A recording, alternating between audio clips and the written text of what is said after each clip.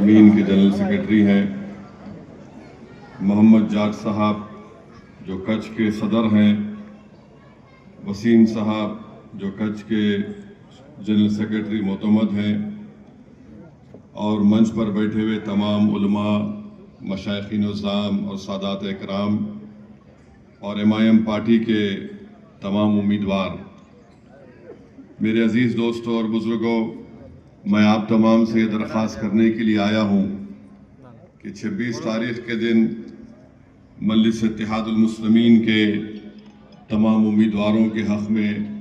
آپ اپنے قیمتی ووٹ کا استعمال کریے تاکہ ہم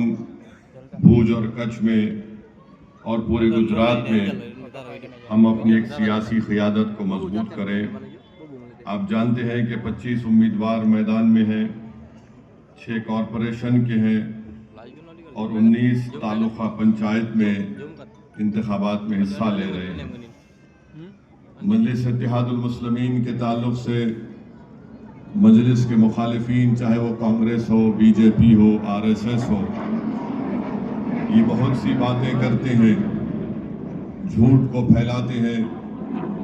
میں آپ کو بتا رہا ہوں صاف اور واضح الفاظ میں کہ مجلس اتحاد المسلمین کا مقصد یہ ہے کہ بھارت کی لوک شاہی اور جمہوریت کو مضبوط کیا جائے، بھارت کے سمویدھان میں جنتا کے بھروسے کو اور پختہ بنایا جائے، اور ہمارا ماننا ہے کہ اسی وقت ممکن ہے جو بھارت کی سب سے بڑی اقلیت جو مسلمان ہے، جو اس دیش کی 17 کروڑ آبادی ہے، ان کو ان کا جائز حق ملنا چاہیے، اور وہ جائز حق ہم صرف پکارنے سے نہیں ملتا ہے۔ جب تک بھارت کے 17 کروڑ مسلمان اپنی ایک سیاسی لیڈرشپ کو مضبوط نہیں کریں گے، تب تک ان کو ان تمام حقوق سے محروم کر کے رکھ دیا جائے گا۔ بھارت کا سمویدھان ہم کو اس بات کی اجازت دیتا ہے کہ ہم اپنی ایک سیاسی لیڈرشپ کو مضبوط کر سکیں۔ بھارت کا سمویدھان جس کو بابا صاحب امبیڈکر نے بنایا، جس کے تمہید اور پریامبل میں لکھا گیا لبرٹی، ایکوالٹی، جسٹس، فیٹرنیٹی،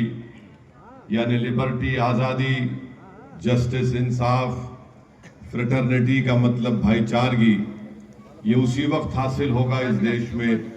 جب اس دیش کی سب سے بڑی اقلیت اس بات کو محسوس کر لے کہ اگر ہم اپنی سیاسی لیڈرشپ کو نہیں بنائیں گے تو پھر یہ الفاظ صرف سمویدھان کے کاغذ پر نظر آئیں گے۔ اس کو اگر زمینی طور پر،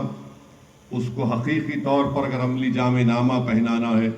تو یہ آپ کی ہماری ذمہ داری ہے۔ اگر بھارت کا مسلمان یہ سمجھتا ہے کہ وہ کوئی دوسرے آ کر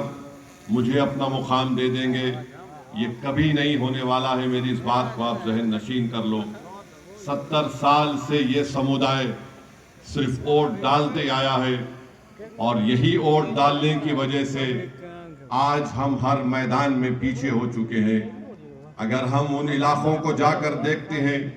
یا ان بستیوں میں جاتی ہیں، یا ان گاؤں میں جا کر دیکھتے ہیں جہاں پر مسلمان بستے ہیں، تو وہاں دور